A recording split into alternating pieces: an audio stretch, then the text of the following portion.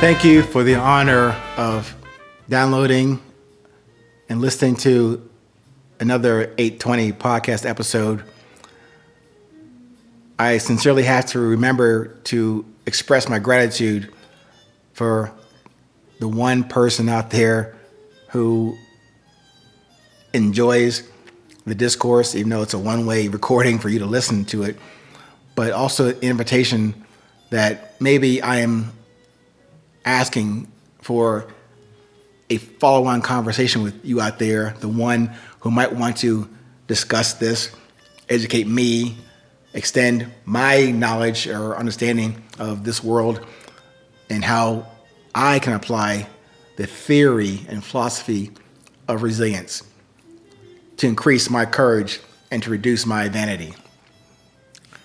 Today's topic really comes from I'm a movie, not a movie buff, but there's certain movies that stick with me for years and decades. This one is not that old, but it's from the movie Tenet, from the director Christopher Nolan. I think one of the main actors in that movie, Robert Pattinson, he said this: "Whatever happens, happened. Whatever happened, happens." To me, it resonates so clearly, not just for the complexity and for me, clarity in that movie. It says to me that even today, everything is happening because it's already happened. Let me get into that a bit. If you recall, and if you go back to other podcast episodes, I did mention that gnarly thing called fate. My African elder, Mr. Tamba, told me that just in a casual conversation.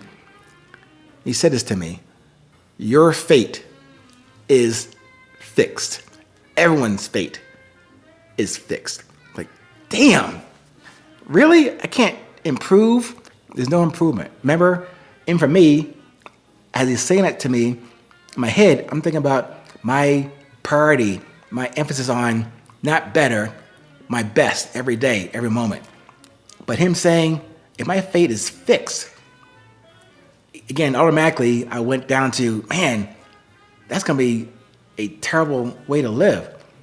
Instead of thinking about the both sides, that could be true. You've had some bad experiences, but on the balance of still being alive today and being able to breathe and eat and talk and work, that's the good part. Why did I default to the bad part of my fate being fixed?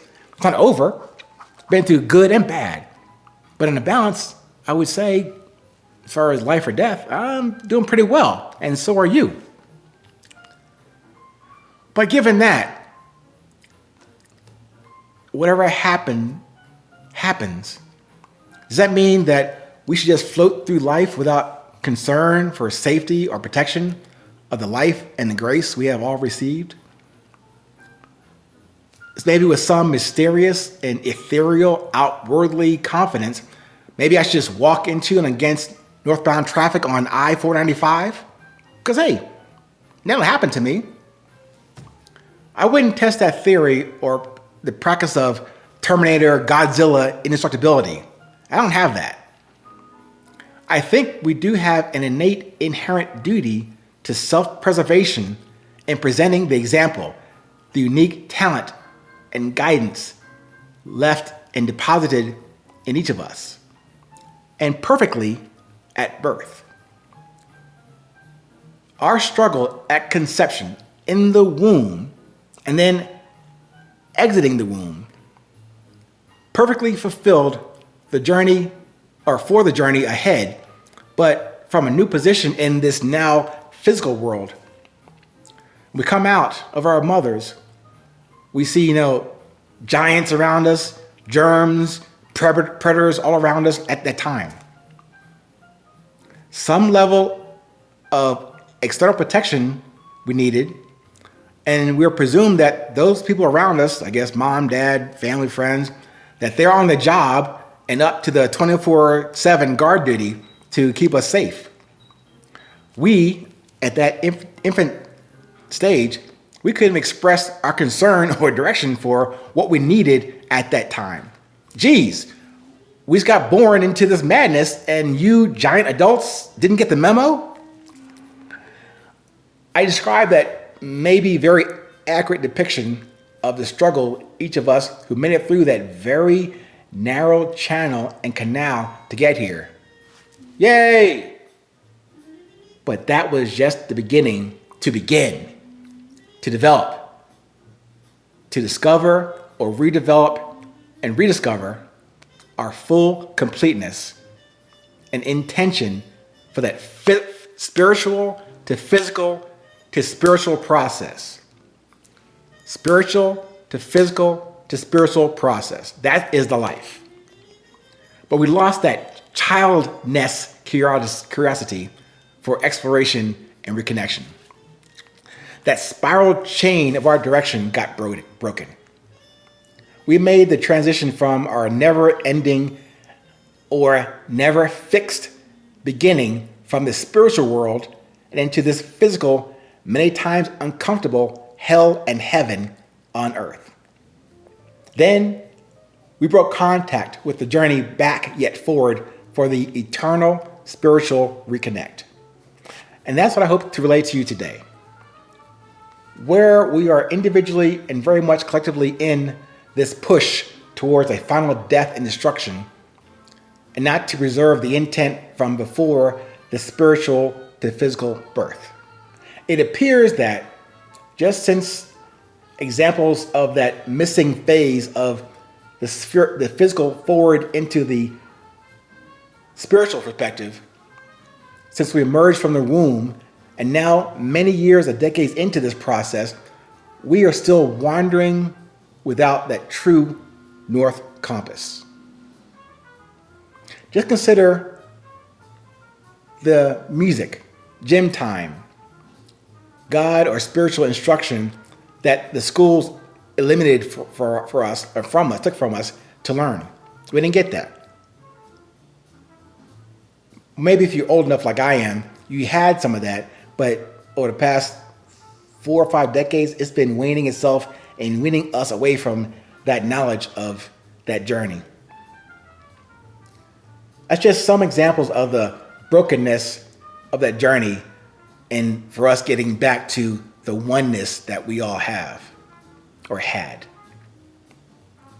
The one you, the full you, the original you, the spiritual you. Again, in the end, nothing does matter. That's why I ask you to put your energy, your drive, your desire, your heart into what does matter. Now, and you clearly focus on this moment, which is all you have to live and to maintain.